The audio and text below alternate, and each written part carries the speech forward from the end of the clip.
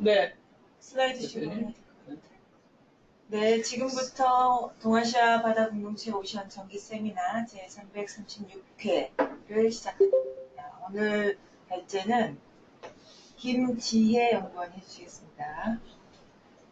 네, 안녕하세요. 제가 하도록 하겠습니다.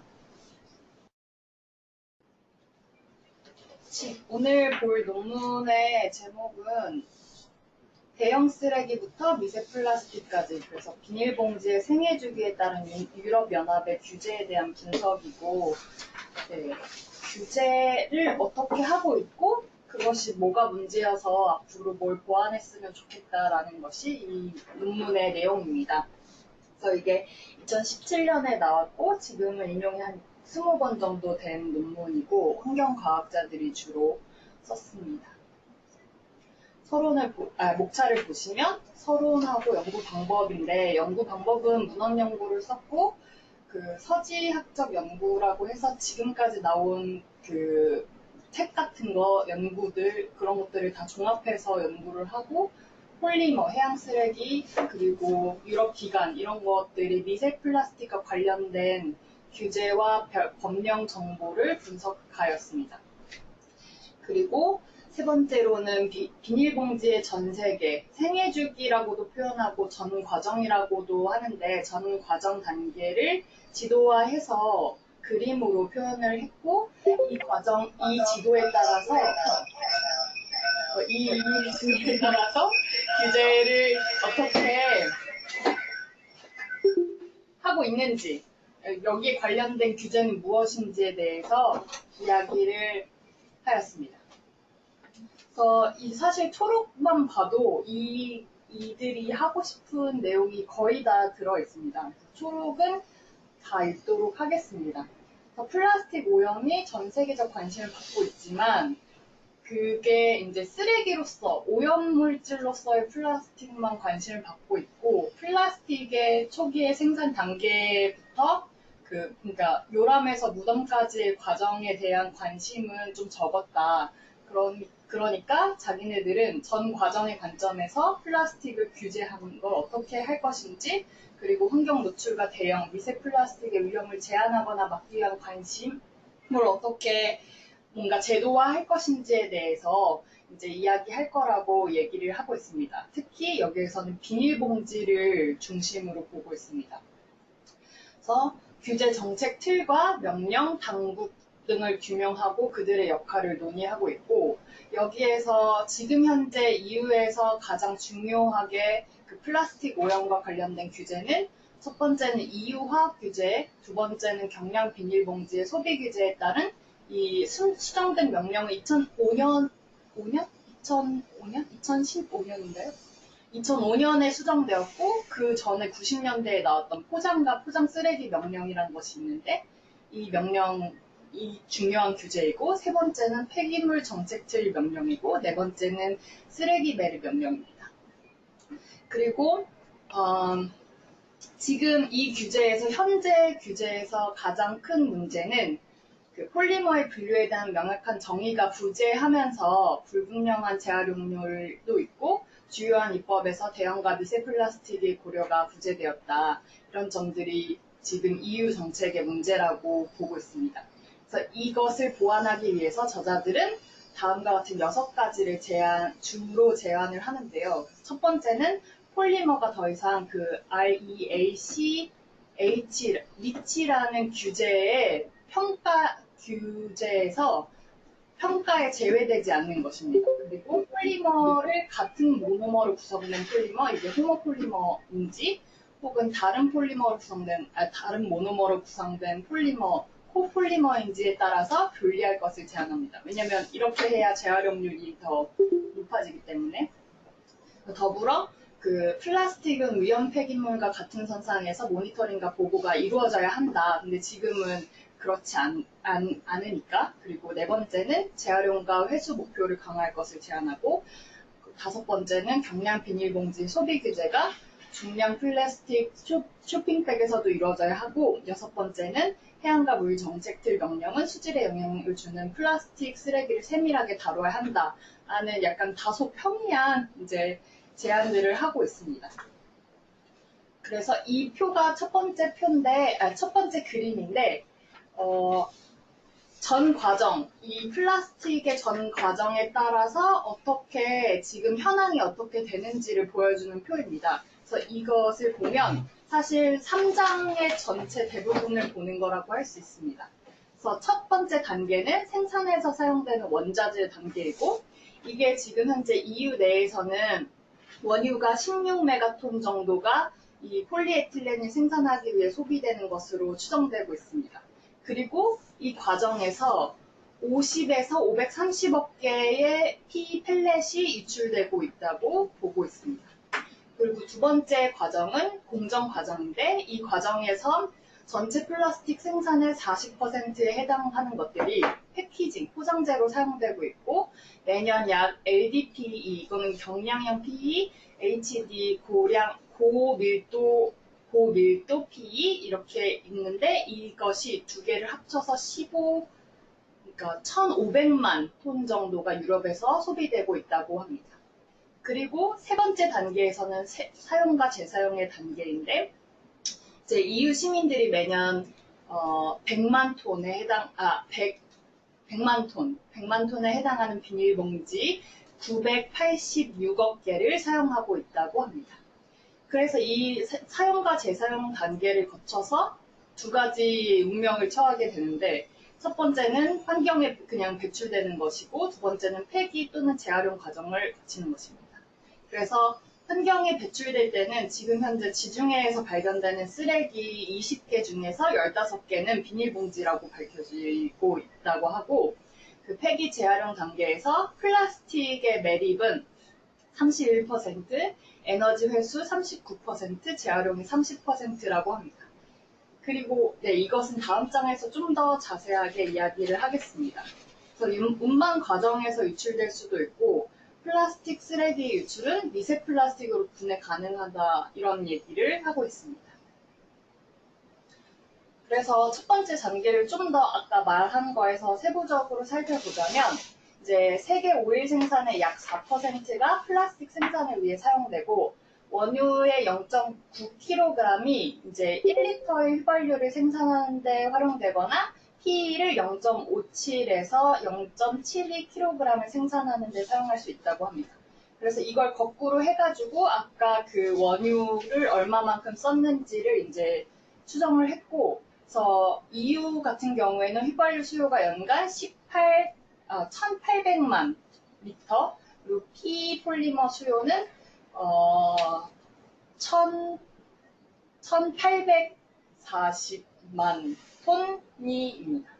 그래서 전 세계 해안에서 플라스틱 펠렛이 발견되고 있다고 하고 딱 영국만 봤을 때 영국의 해안에서는 5에서 530억 개의 펠렛이 매년 유출되고 있다. 그래서 전체 펠렛 생산의 0.001%에서 0.01%가 그냥 유출되고 있다.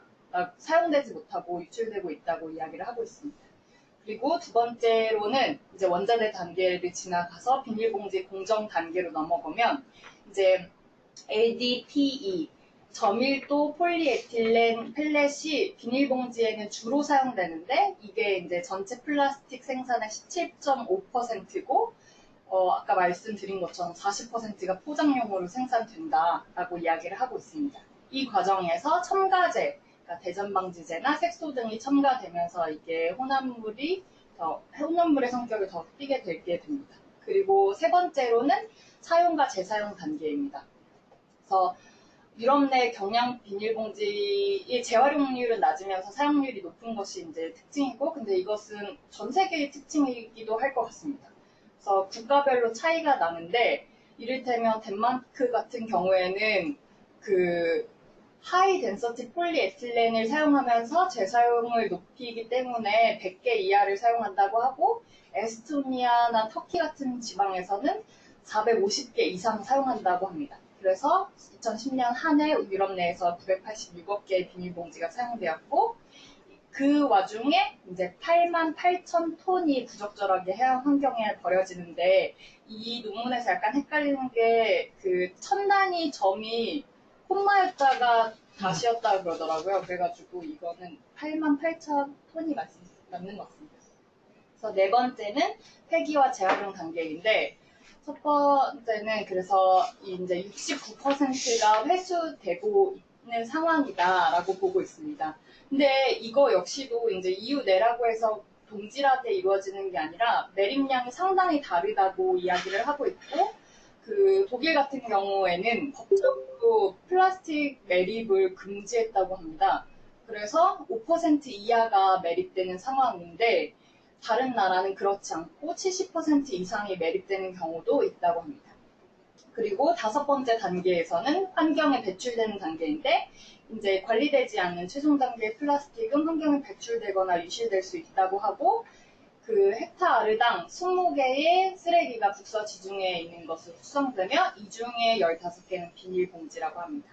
그래서 4제곱미터당 1개의 플라스틱 쓰레기가 있는 것으로 추정이 되고 이 중에 5.9%는 필름형이라고 합니다. 이것이 그러면 이 단계에 따라서 규제는 현재 어떻게 이루어지고 있느냐에 따른 것이 4장입니다. 이 4장의 그림은 이제 1단계, 2단계, 3단계, 4단계, 5단계에 따라서 관련된 이니셔티브, 명령 혹은 계획, 행동 계획으로 계획을 이야기하고 있는데 이니셔티브 같은 경우에는 법적인 규제가 아니고 명령 같은 경우에는 법령입니다. 행동 계획도 법령에 가깝지만 뭔가 종합계획 같은 거고요. 그래서 첫 번째 이것은 다음 장에서 좀 더 세밀하게 이야기를 하도록 하겠습니다. 그래서 첫 번째는 원자재 추출과 펠렛의 유출 과정인데 이때 원자재 이니셔티브가 EU 내에서 이루어져 있고 이것은 원자재의 지속적인 접근을 보장하고자 만들어진 것입니다. 그래서 유럽의회의 자원 효율성과 재활용에 대한 요구를 담은 결의안을 채택하고 있는 상황이라고 합니다. 그리고 산업 배출 명령이라는 것도 이 플라스틱 규제와 관련이 있을 수 있는데 이제 이 산업 배출을 어떻게 효율적으로 잘 관리를 할 것인가에 대한 명령인데 이제 이게 기술 규제가 여러 가지 규제 방식이 있는데 여기에서는 최적 가용 기법이라는 것을 채택하였습니다. 이게 가장 좋은 기술안을 모두가 적용하는 기법입니다. 그래서 이제 최선의 현재 나와 있는 기술 중에서는 환경 규제를 가장 강하게 하는 것이 최적 가용 기법입니다. 그래서 이 기법을 통해서 산업 배출을 막고자 하는 것이 이 EU의 지금 명령 현안인데, 근데 안타깝게도 지금 플라스틱 물질의 생산은 부속서 1에 해당합니다. 이 부속서 1, 2가 있는데 부속서에 따라서 어떤 것을 이제 어떻게 관리를 해야 될지가 나와 있는데 이 부속서 1에 해당하는 애들은 그 원칙에 따라 작동되는지 확인 의무는 있지만 처음에 뭐 등록이라든지 모니터링을 할 의무는 없게 되는 겁니다. 그래서 토양이나 수질 오염 보호를 위한 규제 물질을 담은 부속서 2에는 플라스틱이 없기 때문에 없고 그리고 먼지 배출이나 유기 화학물 등에 초점이 있다고 하면서 여기에서 이제 문제점이 나온다고 보고 있습니다.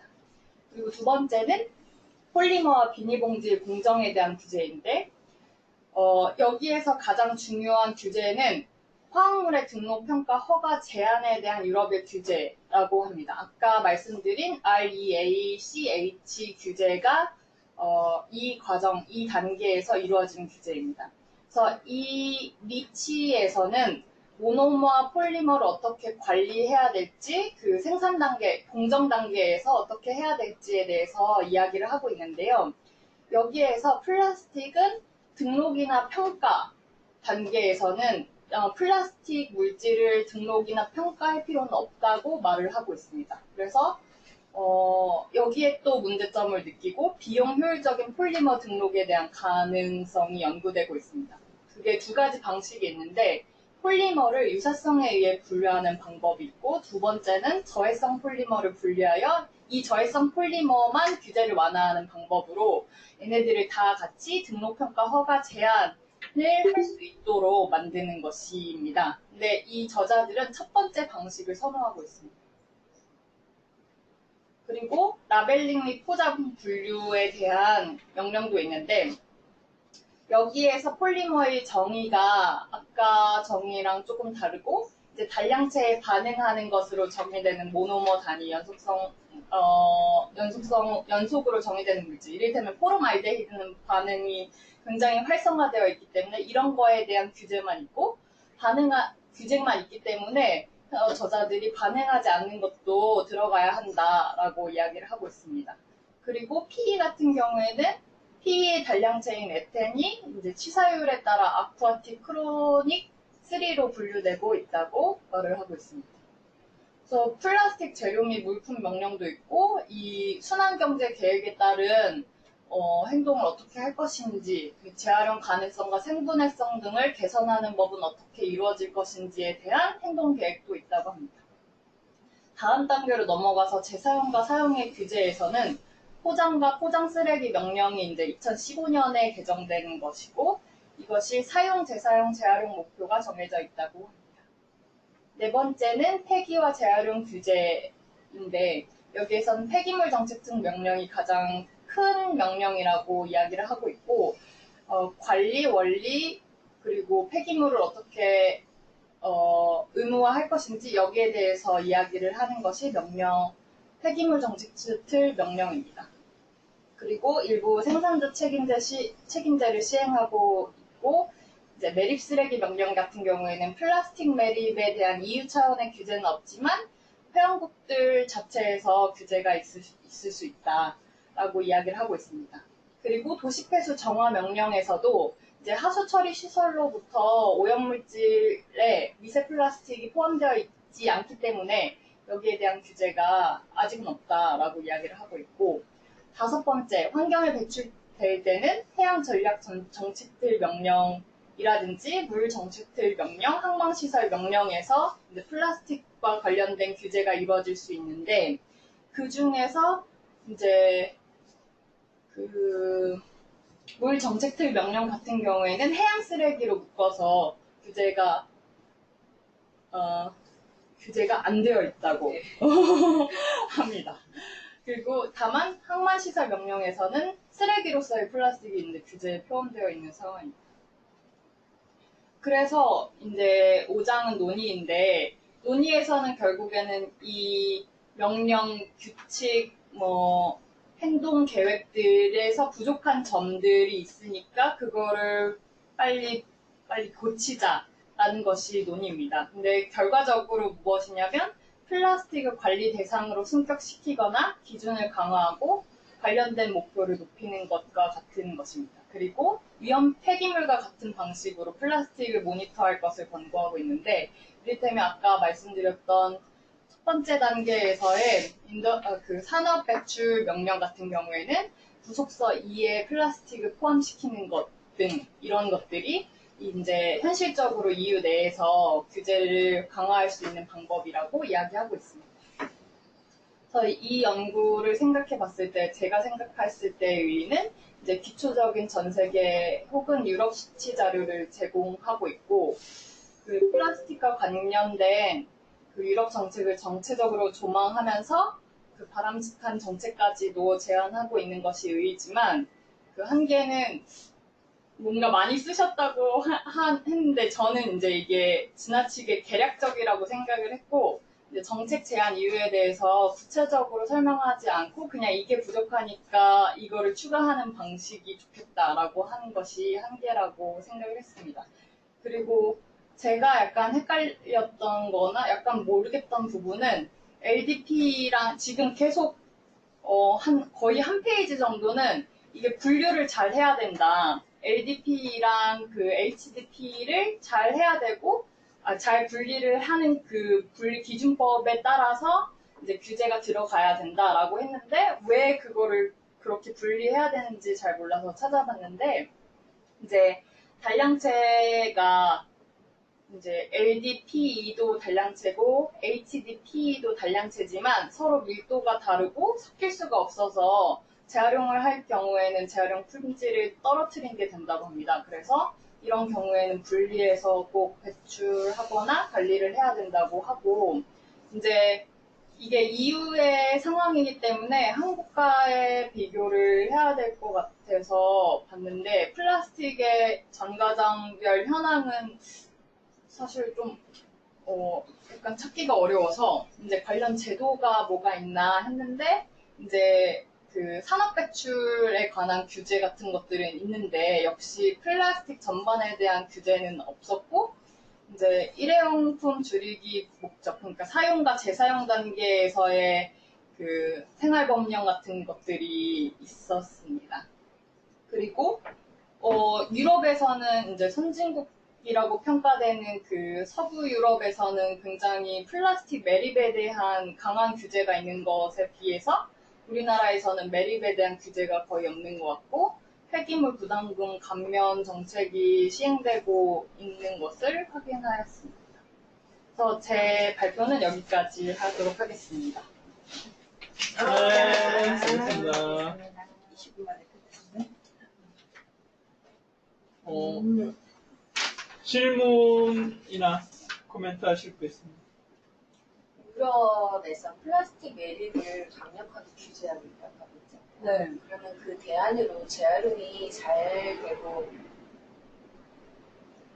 있다면 저 명령이나 규제에 다 따르고 있다는 건가요?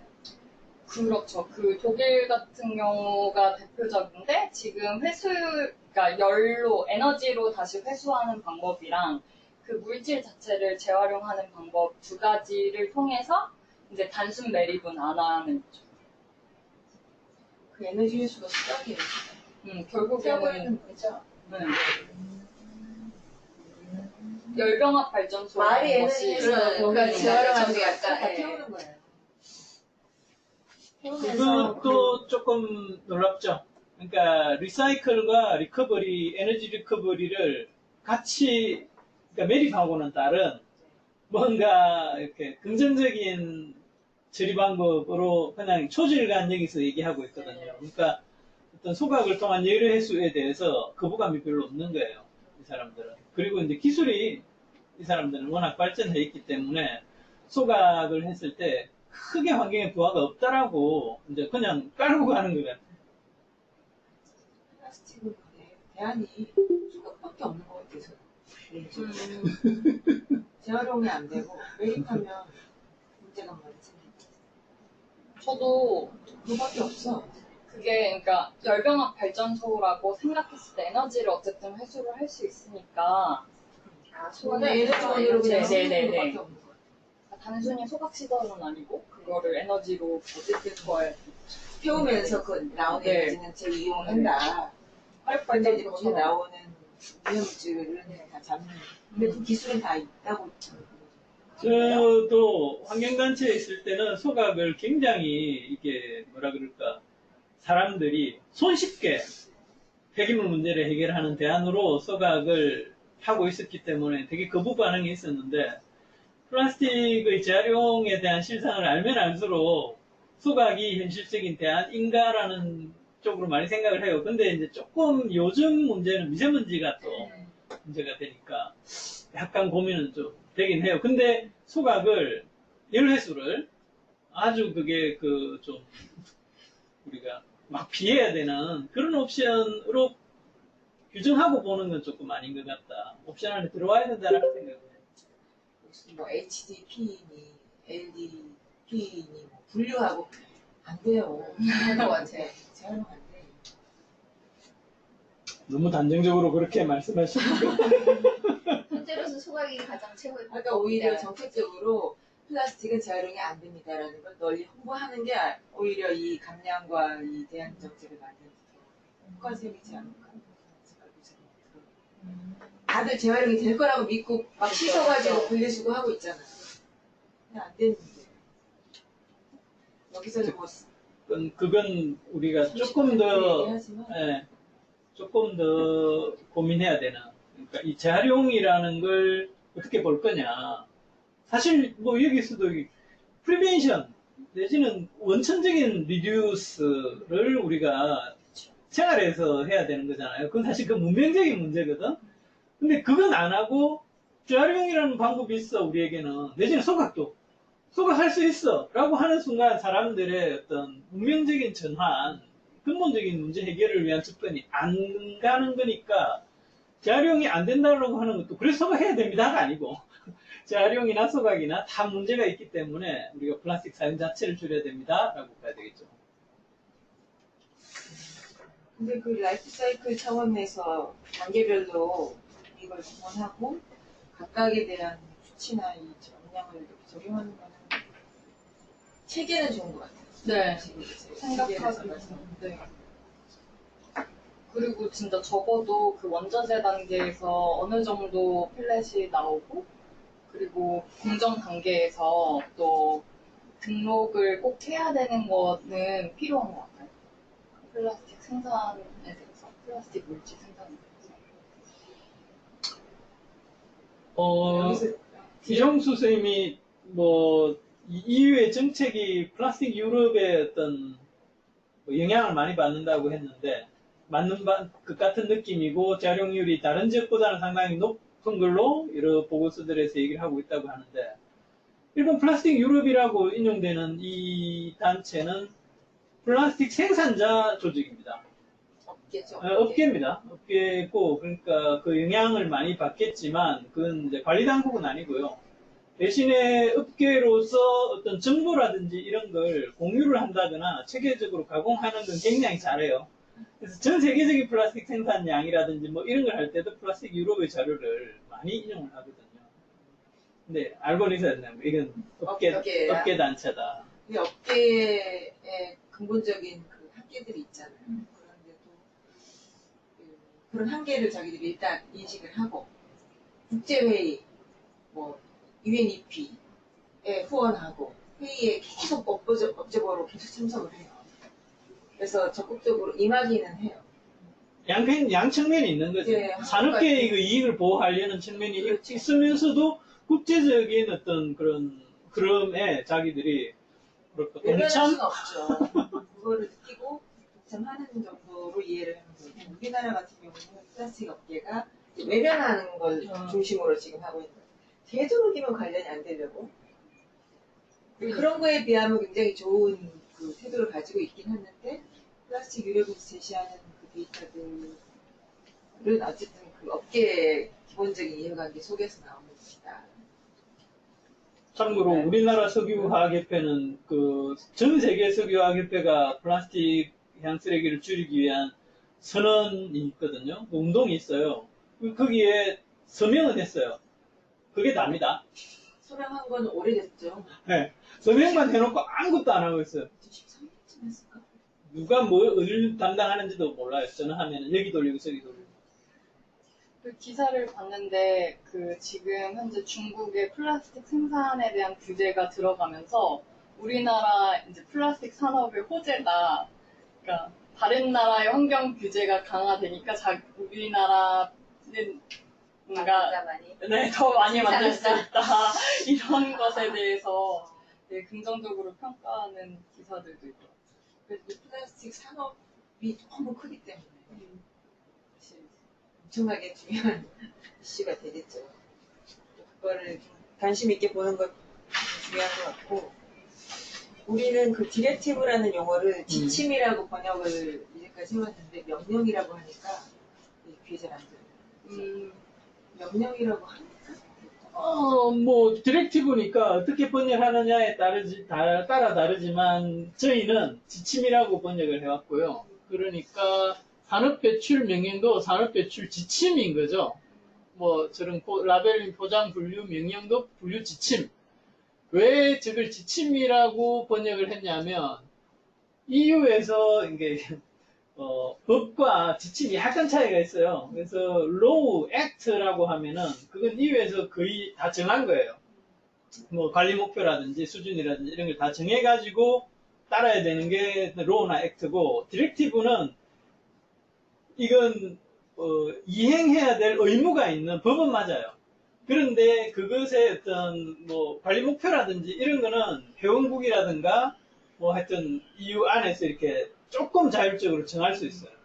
그래서 그게 이제 그냥 디렉티브라고 하지만 디렉티브도 법은 법이다. 그래서 명령이라고 해도 되고, 명령이라고 해도 되고 지침이라도 해도 되고. 대신에 여기 행동계획 있잖아요. 행동계획은 지금 법적인 구속력은 없어요. 그래서 여기 보면 중간에 소프트로우와 하드로우라는 용어가 나오거든요. 그래서 하드로우는 경성법이라 그러고 소프트로우는 연성법이라고 하는데 뭐 이니셔티브라든지 액션 플랜이라든지 이런 거는 소프트로우, 연성법이에요. 이건 자발적으로 자기들이 참여해가지고 뭔가를 이렇게 하겠다라고 하는 거고 디렉티브나 로우가 되면 따라야 되는 의무가 있는 거예요. 그런데 플라스틱 해양 쓰레기와 관련된 규제는 사실은 2000년대 초반 2010년 이전까지만 해도 대부분 연성법 형태로 여기도 보면 플라스틱이 실질적인 규제는 안 들어가 있잖아요. 그런데 그걸 이제 어떻게 줄이겠다라고 도전적인 목표들을 제시하는 거잖아요. 이런 건 연성법이야 대개는. 그런데 지금 여기서 어떤 규제를 강화해 나가자고 하면서 이제 제시되는 것들은 경성법으로 가는 거잖아요.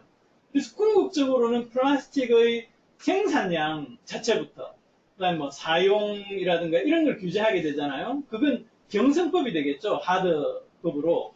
그래서 그게 2010년대 이후로 그쪽으로 갈 거다라는 걸 저희가 하와이의 그 호놀룰루 컨퍼런스에 참가하고 호놀룰루 전략이라는 게 발표되는 걸 보고 아 이게 경성법으로 가겠구나라고 해가지고 홍선욱 등 논문에서 호놀룰루 전략과 해양 쓰레기 관리 시사점이라는 논문에 이 흐름을 써놨어요. 네. 여기서 홍보하시는 거죠? 2013년. 찾아보셔야 돼요. 찾아봐야 된다는 그걸 보면은 이 국제적으로 해양 쓰레기와 관련된 규제가 어떻게 흘러가고 있는지를 이해하시는 도움이 됩니다.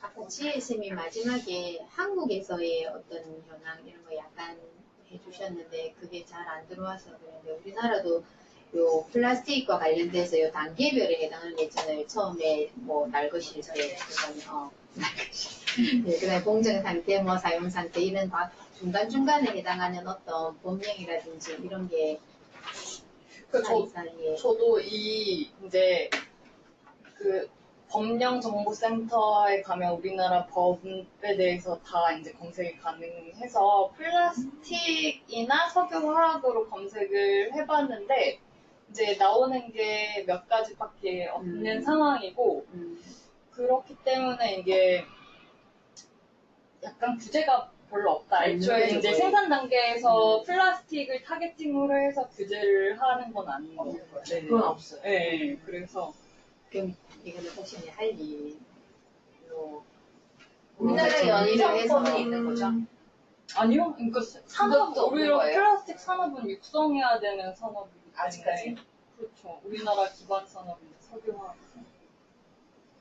그러니까 뭐 사용과 대표적으로 폐기에 대한 법률이 있어요. 폐기물 네. 관리법. 근데 이제 용어를 합성 수지, 국제적으로 네, 일회용품 이런 식으로 검색을 하면 좀 잘 나와요. 폐기물 관리법이 제일 관련이 많이 되어 있고, 근데 이제 최근에 자원순환 기본법이라는 게 만들어지면서 이제 포괄적으로 자원은 순환이 되어야 된다라고 이제 규정을 하고 시작을 하고 있는데 플라스틱이 순환이 잘 안 돼요. 그래서 지금 이게 문제예요. 지난번에 UNEP의 어떤 프로젝트로 각 UNEP 회원국들이 플라스틱의 일회용품과 비닐봉지 등에 대해서 어떤 법률적인 규정을 갖고 있는지 조사를 한번 어떤 프로젝트에서 한 적이 있어가지고 우리나라하고 북한의 채점을 제가 조사했죠. 그런데 우리나라는 일회용품 같은 경우는 구체적인 어떤 장소, 뭐 장례식장, 그다음에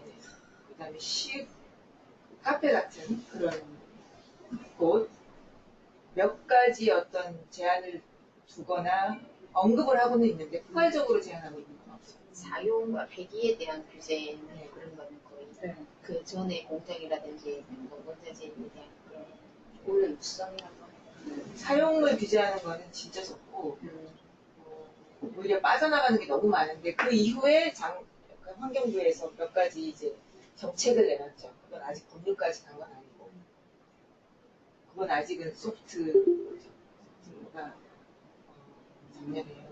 재작년에 중국에서 플라스틱 폐기물 수입을 금지하면서 환경부가 다급하게 이제 내놓은 것들이 화폐에서 그 일회용품을 쓰지 못하게 하는 그런 정도의 이제 규제를 지금 시작을 한 거죠. 그런데 저도 이게 제대로 완벽하게 파악이 안 돼요, 아직. 그래서 그 GSM이 해야 되겠네. 요 논문의 구조에 따라서 한국이 근데- 어떤가를 한번. 근데 한국 버전으로 이렇게 한국 상황을 이렇게 비교해 본 건 아주 좋은 태도 같아요. 논문을 읽을 때. 굉장히 이런 이게 식의 지금 네. 아까 보신 게 폐기물 관리법인데 되게 그렇죠. 네, 근데 이제 폐기물 부담금도 이제 면제할 수 있는 방법이 되게 많아요. 그러니까 산업체에서는 특히 육성하고자 하는 목적으로 면제를 해주는 거죠. 그건 아닌데 이제 영세하다고 아, 생각하니까 육성해서? 그런 것 같아요. 이제 기업 위주로 돌아가는 게 10억 미만이 한눈에 보이네요. 큰것 같은데. 저게 최신 규정일까요? 네, 최신 규정이요. 어쨌건 저게 네, 폐기물 이걸 부담금에는 감면되더라도 저 대부분의 플라스틱 제품은 제품 특히 포장재는 그 EPR에 따라서 돈을 내게 돼 있어요. 결국은 이 폐기물 부담금으로 내는 게 아니고 그 생산자 그 무슨 책임제와. 공제조합 이런 거 있잖아요. 재활용을 위한 공제조합 이런 데 가입을 해야 거의 사업을 할 수 있기 때문에 지난번에 스티로폼 부자 같은 경우에는 우리가 저런 것 때문에 면제가 많이 된다라고 영세업체들을 안 들어온다라고 생각했는데 이거 개인 결심이지만 그 재활용 공제조합의 본부장 말로는 거의 예외가 없대요. 생산하는 업체들은 다 자기들 거기에 그 가입을 해서 부담금을 일정 내야 돼요. 부담금은 내는데 그 돈은 그러니까 돈만 내고 끝이잖아요. 얼마 안 되잖아요. 그렇죠. 그러니까 그거를 좀 업자들 입장에서는 큰 돈이고 우리가 어떤 환경 전체를 볼 때는 그 돈으로 특히 스티로폼 같은 경우에 부자를 진짜 회수 재활용해야 되잖아요. 근데 그거 뭐 돈 쓰이는 건 결국은 지자체 감용장에다가 키로당 뭐 몇백 원 이렇게 보조금 주는 것밖에 안 되거든요. 그러니까 턱없이 부족한 거예요. 그러니까 생산하는 사람들은 부담금만 내면 되니까 생산을 마음대로 하고 수요에 맞춰서 수요가 있으면 계속 생산을 하고 끝. 그러면은 그 돈 가지고 이미 쓰레기가 된 다음에 그 쓰레기를 운반하거나 수거하거나 운반 처리에 써야 되는데 그 돈은 또 환경부 돈이잖아요. 바다로 들어가는 데는 그 돈이 안 들어가잖아요. 그런 문제들이 있는 거죠. 그러니까 원천적으로 원천적인 어떤 규제가 꼭 필요해서라기보다 이 문제를 해결하기 위해서는 어떤 원천적인 부분을 건드려야 되는데 그 부분에 대해서는 전혀 없는 거죠. 규제 법률적인 어떤 틀이 전혀 없는 거죠. 우리나라는 원자재를 건드리면 한 50년 걸리겠네요.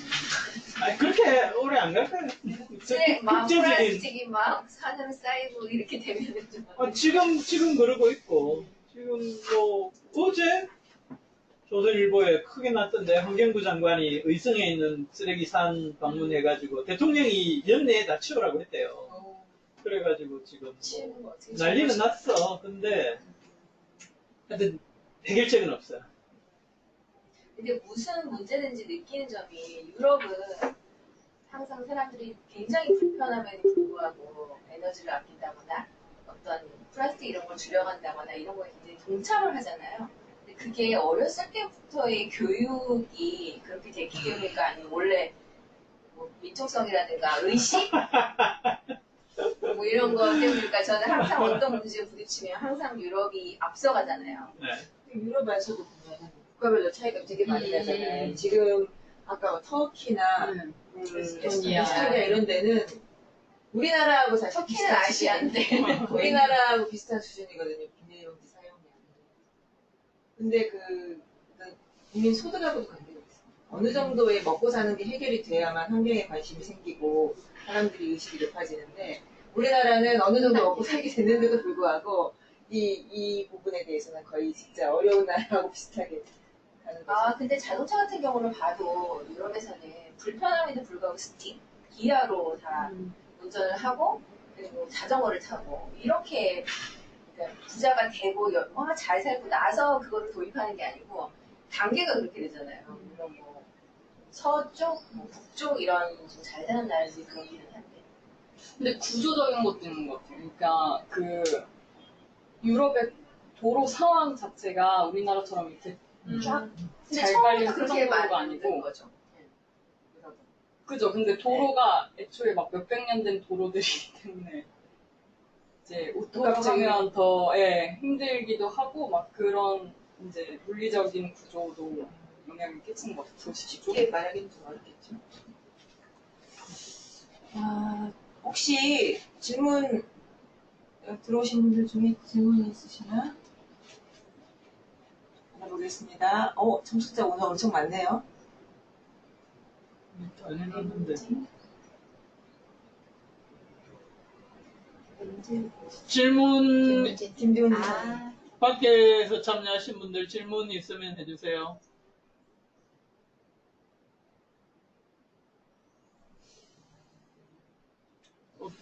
아직 없으신 것 같은데 생각하시는 동안에 이게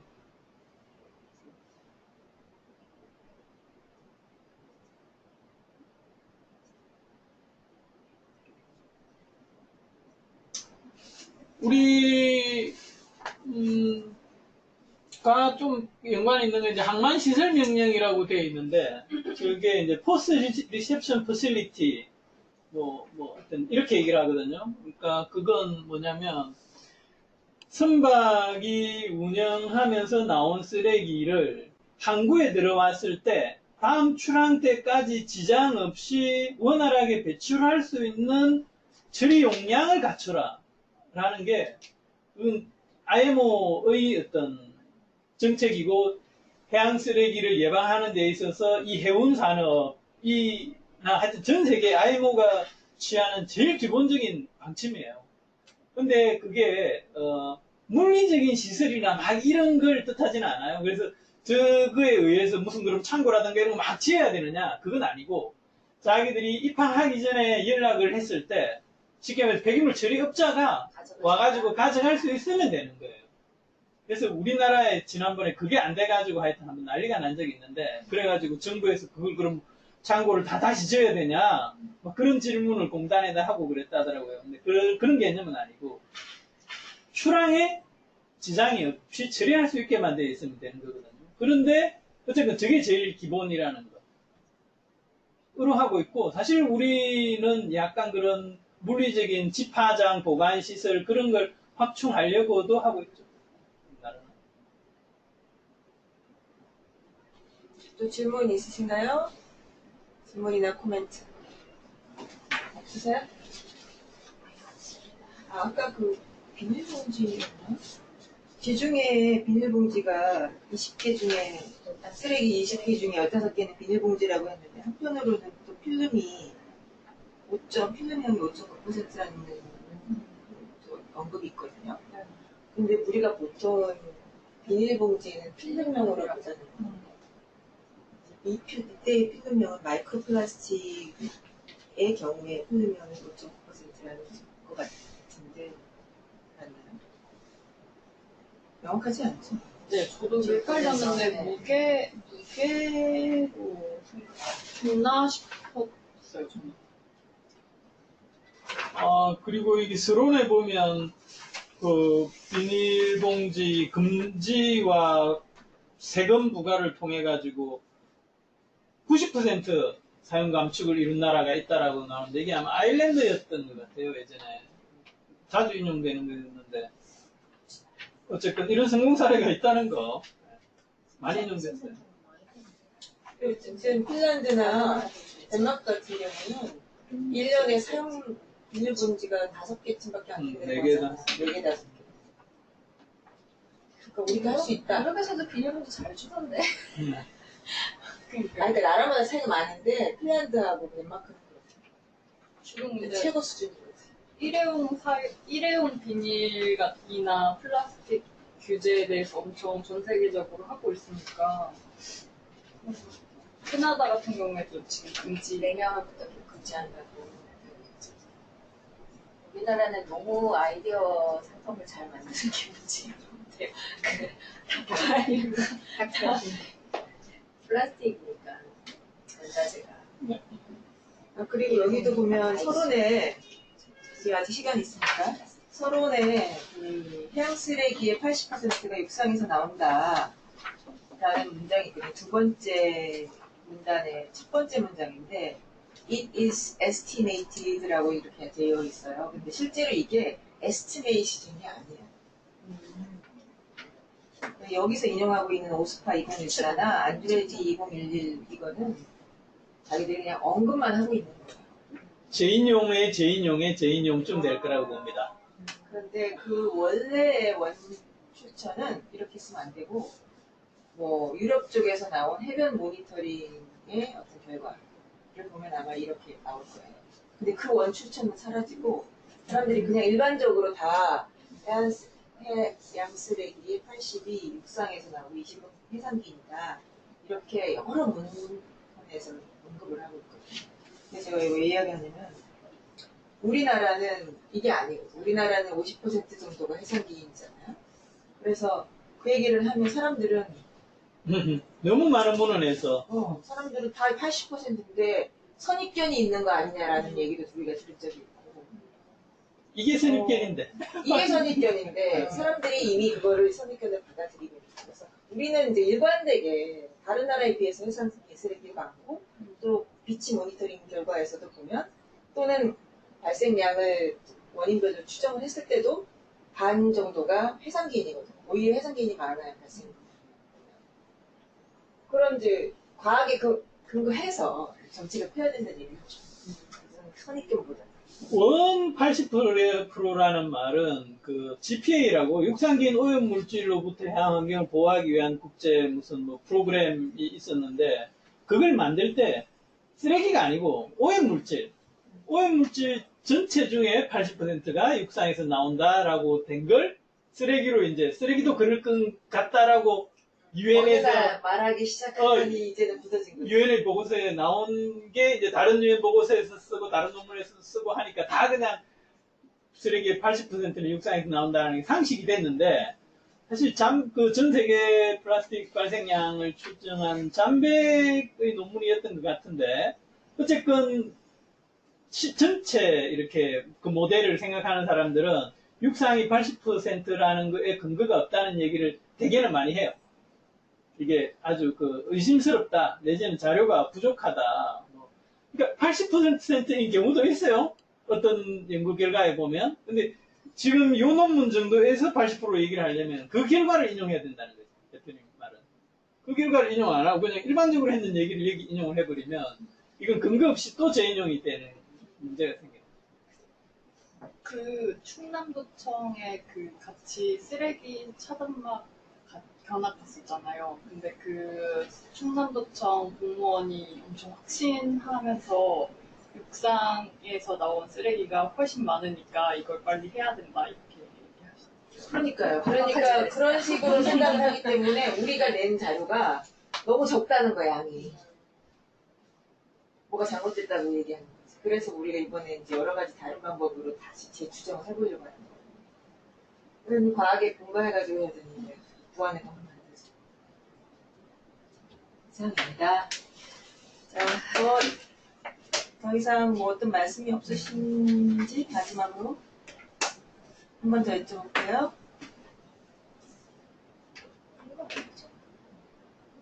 자, 김문지 쌤.